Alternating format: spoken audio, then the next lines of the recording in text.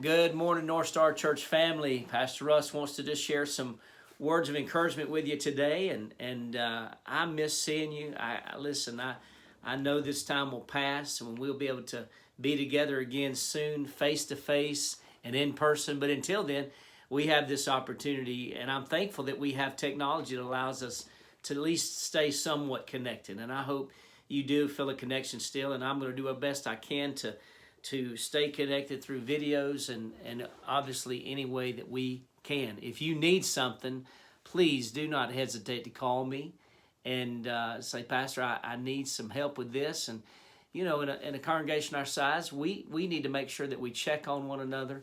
And so if there's something one of you need, I'm sure this church family will come together to make sure those needs are met. No one should be without at this time. So I hope that you will do that. If you have a need, please let us know. You can email us. You can call me, however you choose to reach out. But you just know that you can. I want to read my devotion this morning from Jesus Calling. And this is what it says. In me, you have everything. In me, you are complete. Your capacity to experience me is increasing through my removal of debris and clutter from your heart.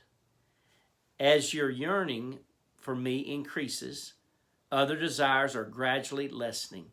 Now think about that. The more we seek the Lord, the more we draw close to Him, we discover the things that get in the way many times in our relationship to Him. Since I am infinite and abundantly accessible to you, desiring me above all else is the best way to live. I love that. It is the best way to live, by the way. When we put Jesus first, it is impossible for you to have a need that I cannot meet. Wow.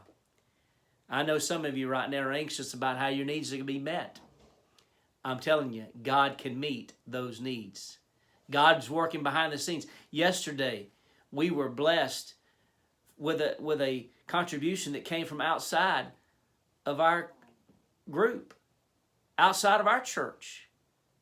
And we're thankful because God is meeting the needs of our church, because God's working behind the scenes at all times.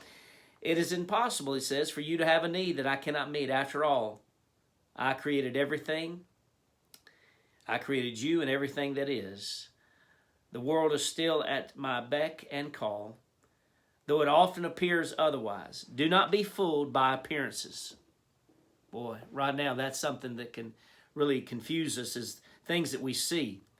Things that are visible are brief and fleeting, while things that are invisible are everlasting. You know, God is definitely, we cannot see Him personally, but we can experience Him and experience His presence personally. And I'm thankful for that. And Ephesians reminds us of that.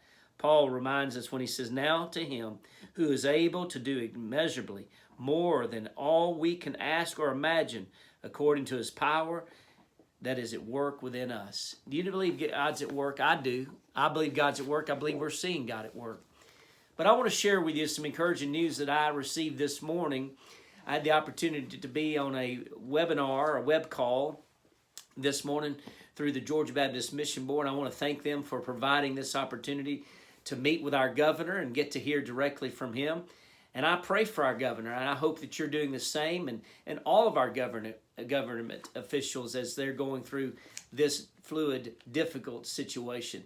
Things are changing sometimes daily, and for them, sometimes even on the hour. So we need to be in prayer for all of our leaders. But here's what I know. Leaders always put people first. Leaders always put the people first. And so it makes our decisions easier when we do that. But I had the opportunity to be on that call and to give some reassurance, because there's a lot of information floating around in social media and other sources and it's just, some of it's just not clear, and some of it's just not accurate. And so people have asked me now, with the executive order that the governor is signing and going to be activated this evening at 6 p.m., how will that affect us as a church? How will that affect what we do and meeting online? It will not affect us at all.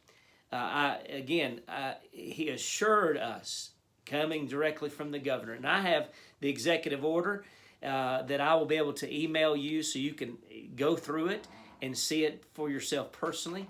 And on the last page refers directly to churches. But the comment that the governor made that impressed me the most was he believes more than ever the church is needed. Prayer is needed. And I know this has got to be tough for he and his family. And folks, he has a family too. He has children and he has a family. And so we should be praying and being concerned for him as we should be for others. But he made it clear in this executive order, the guidelines in the churches and how they follow those guidelines.